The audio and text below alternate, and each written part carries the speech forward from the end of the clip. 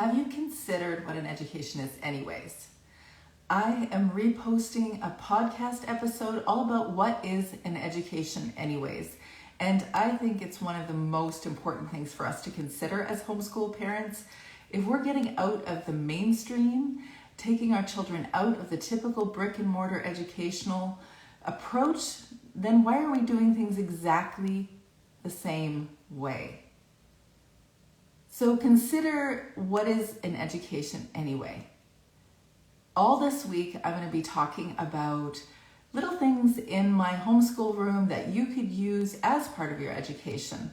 But between you and me, I genuinely think that how you show up in your homeschool, who you are, what your background is, what your values are, what your value in education is, or what you think is important in an education, and your specific child in front of you, who they are, what they're about, their aptitudes and their natural tendencies, their interests, their passions, all of that, their age, their stage, all of that contributes to what an education should actually be in your homeschool.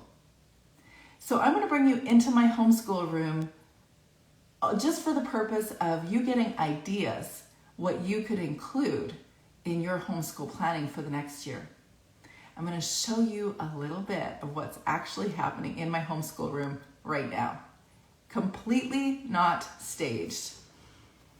And might I add, a little scary.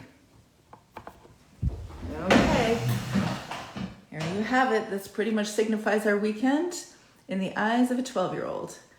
Happy F Day. That would mean Happy Father's Day. There's a sign, just graduated, that went on the back of my 18-year-old class of 2021 homeschool graduate, her car, which she thoroughly did not appreciate.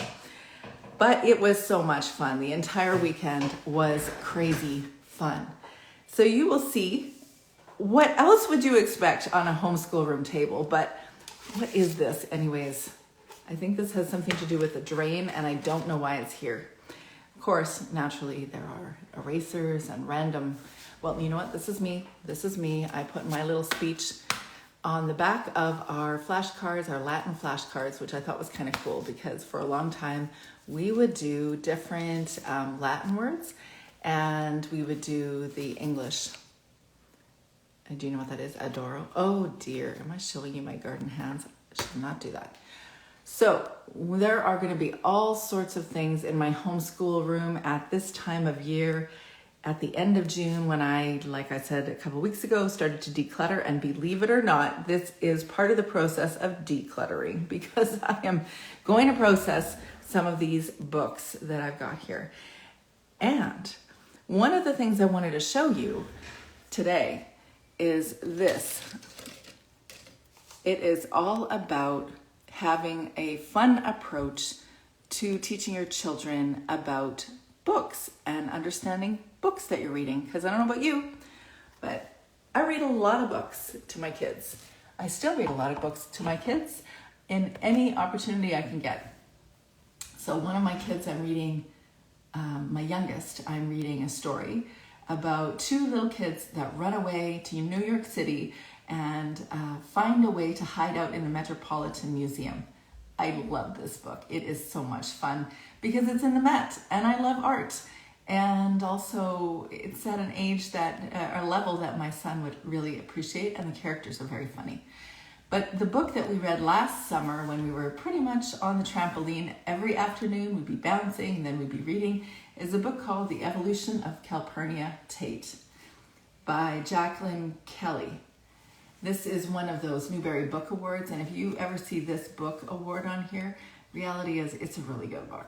It'll tell you that the story is really well written, and frankly, it's just a very interesting story. And this one most definitely is. But what I do with these, I probably got this from Pinterest, and it's one of the very few things that I've actually done in my homeschool from my Pinterest boards.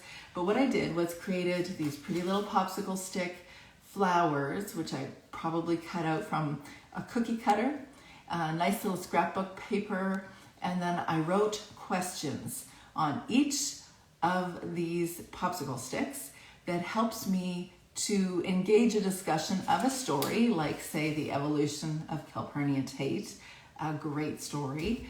And so it is random questions about the story for us to explore. Here is one. It was asking your child, what was your favorite part? Which is always a useful way to start a discussion about any book. Who was in the story? So we're going to talk about characters.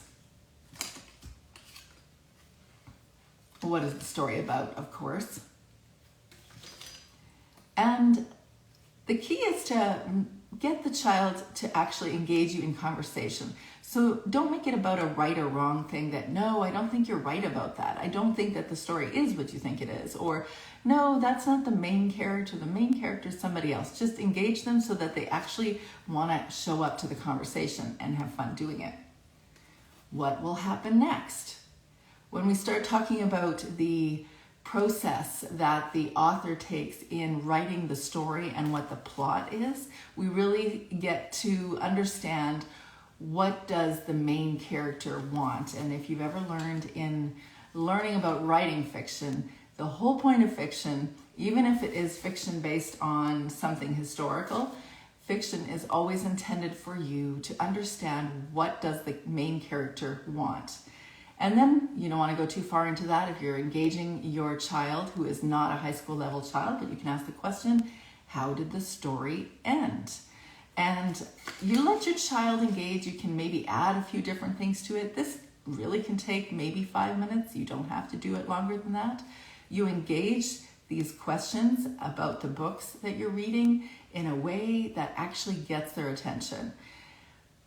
Short, sweet, appreciate their answers, maybe be playful with their answers. There's no right and wrong, just have fun doing it.